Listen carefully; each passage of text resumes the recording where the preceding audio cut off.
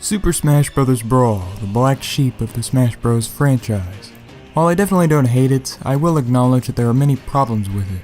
But I'm not here to talk about the failures of the entire game. I created this video to go over my favorite characters from Super Smash Bros. Brawl. But before we start, here are some honorable mentions. Ike, because like Luigi from Melee, he was my first main when I got Brawl. Kirby, for starting his slow rise as a combo initiator that we all know about in Smash 4. And Marth because reasons.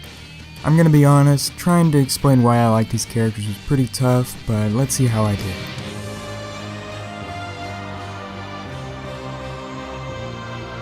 One character that tends to get a lot of flack in this game is Jigglypuff. There are many reasons why, but the main point people bring up is the fact that arrest got nerfed. And yeah, it's pretty apparent. But Jigglypuff was never a one move show to me. Like I stated in my Melee video, Jigglypuff has a ton of aerial mobility, and with her being like 2 times lighter in this game, her aerials double in enjoyment. Another criticism she often receives is her very evident speed drop, but that doesn't ruin my enjoyment with her. Especially when you notice that every character in this game is slower than a sack of potatoes.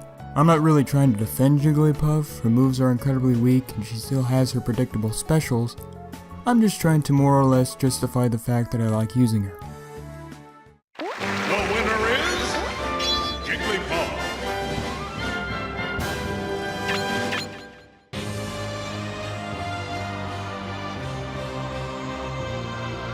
I'm gonna talk about Melee for a second. The Ice Climbers were pretty mediocre in that game. They had a very weak moveset with some of the most unreliable specials ever given to a Smash character. And if you lose Nana in that game, you're screwed. Which will probably happen more often than not because Nana is about as cooperative as Pikachu from Hey You Pikachu. Their only saving grace is their infinite grab combo that only really skilled or devoted players can pull off. In Brawl, on the other hand, they are much more usable. While Nana has her moments of stupidity, she's at least more functional than she was in Melee. But they still have their atrocious specials, don't they? Well, yes, they still have their very poor specials, but their grab game is what places them on the list. While I can't do anything insane, I can at least do some of the basic stuff. For example, down throw with Popo while doing a forward air with Nana. It's very easy to pull off and can lead into some nifty stuff. You can also grab with Popo and spam forward smash with Nana, allowing for some easy kills. I don't think they're perfect, but they can be fun to mess around with from time to time. The winner is Ice Climbers!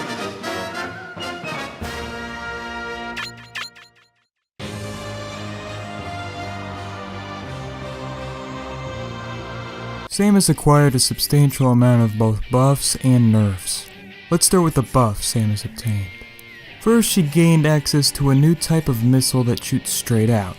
That's great, it adds even more versatility to her arsenal. Second, she can now stun an opponent with her grab if she's in the air. While this move isn't crucial in very many circumstances, it'll at least be used more than grabbing onto walls in Melee. Lastly, her bombs deploy faster. It really doesn't matter what they do with her bombs, no one is ever going to use them. In total, not many buffs, but she wasn't in dire need of any to begin with. Sadly, the negatives just put us back at square one. Her missile's distance was shortened, her charge shot shrunk, and they made her floatier than most of the other characters. So Samus gained some new things and lost some old ones. Oh well, at least the game developers didn't get rid of her neutral layer. The winner is Samus!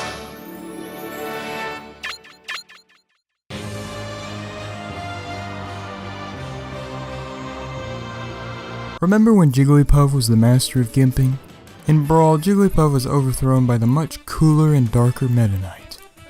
Well, that's how I see him at least. I don't know much about the Brawl meta, but I, along with everyone else, know that Meta Knight is in the upper echelon of the tier list. Actually no, he is the upper echelon of the tier list. Thing is, I don't exactly know how to do any of this crazy stuff, so I just use him to gimp.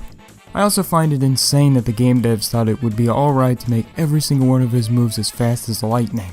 But that just makes him even more fun in my opinion. Not much for me to say other than that. Come back when you can put up a fight. Meta Knight!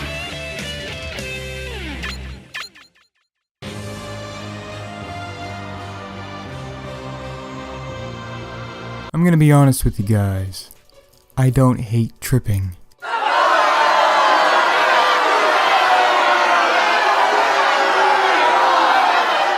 Okay. I will acknowledge that it is annoying and I'm happy it was taken out. But I also think it's pretty funny. Seeing someone jet out a combo and lose it all to a trip is just plain hilarious to me. Now, only if they gave a character a move that would always result in the opponent tripping. Oh wait, they did. Diddy Kong is the one character in the game that has a move with a guaranteed trip, and unlike Smash 4, you can use it more than once. Other than that, he's quick and nimble, but I don't give a crap about those attributes. I just love pissing people off by throwing bananas at them. Pretty mean, I know, but I don't care. Only downside is your opponent can use the banana as well, but that makes the move fair, so I really shouldn't be complaining about it. The winner is Diddy Kong.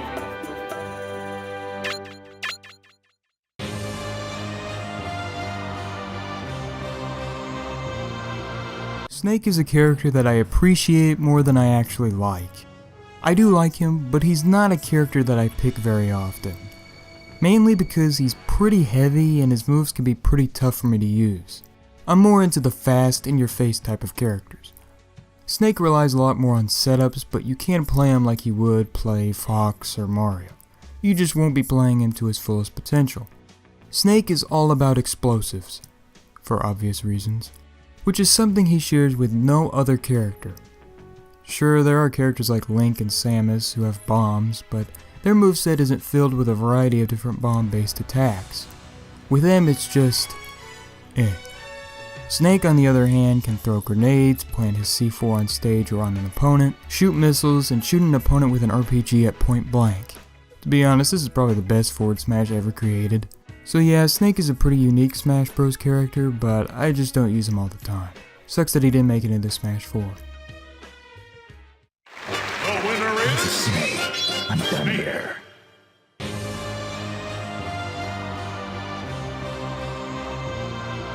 I've liked Yoshi from each installment thus far, but I've also deemed him too difficult for me to use, resulting in him being put on the lower end of my countdowns. But Brawl is the game that started changing Yoshi. Not just his moveset per se, though that does play a part in it, it's more his physical traits. In previous games, Yoshi functioned like he does in Super Mario World 1 and 2, standing hunched forward and generally using his head and tongue for his attacks, while the Yoshi from Smash 4 looks as if he took inspiration from games like Yoshi's Story. Brawl is like the transitional period. He's starting to stand upright and move more like a human, but he still uses his head for some of his attacks. I'm not really against this change, but it does lessen the charm of Yoshi. I personally always liked how he would act like a dinosaur. But as I said, I can tolerate the new Yoshi. As for his moves, they feel quicker and also have a lot more range. For example, look at his back air in Melee. Now compare it to Brawl. Pretty drastic change, isn't it? He also hovers when using his up B. He actually has a grab range, and feels a lot easier overall. I sense that Sakurai took the liberty of making Yoshi more of a fundamental character than a defense-based one. I don't know why he did that, but I'm not against it. Yet. the winner is Yoshi.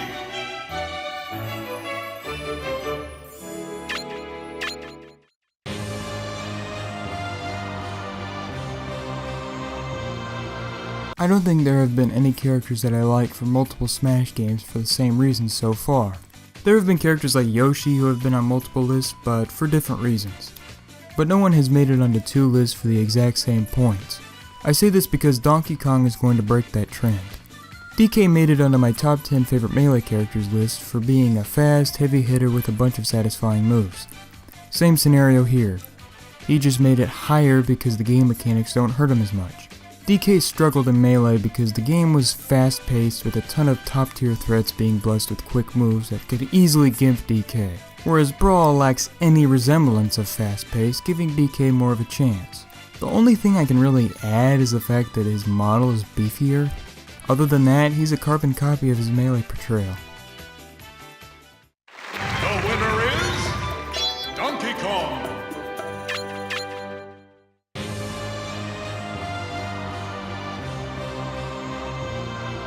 Falco changed quite a bit during the transition from Melee to Brawl.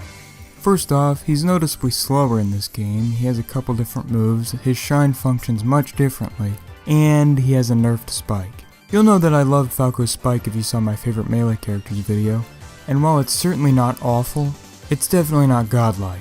So, what do I like about him? Well, I never said there was anything wrong with his different looking moves. They all function about the same and they fit well with Falco's design. Another thing I really enjoy is his jump. I can't recall how high he jumped in melee, but now he leaps like a frog. This definitely makes up for his lackluster recovery. The last thing that stands out is his voice.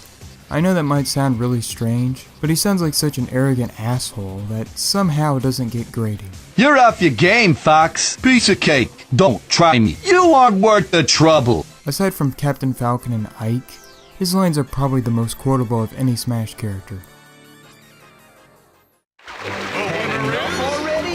Falco.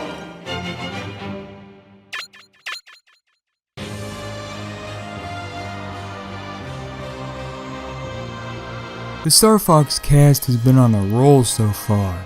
Falco has been featured on both of my Melee and Brawl list videos, while I've talked about Fox on my Melee and 64 videos. So my number one is obviously Fox, right? Well, no, actually. My favorite character from Brawl is someone who has only made one appearance in the Smash Bros. Franchise, Wolf. I don't know the majority opinion when it comes to this guy, but I have a feeling that he isn't one of the best. He is an awkward laser, a powerful side B that is incredibly tough to land. He's pretty slow and a lot of his moves send the opponent in strange directions. All in all, he's a weird character that is hard to get used to. But I love him for that. Let's take his laser for example. The laser itself does 5 to 6%, but you can also hit the opponent with a literal gun to deal an extra 9%. How weird is that? Wolf is full of strange oddities like this, such as him lunging forward during his forward smash, and his wacky side B that is both satisfying and annoying at the same time. Even his idle animation is weird. He just can't stop moving. He's not just an oddball though, he has a ton of power at his disposal, along with a great spike and a reflector that doubles the speed of the projectile.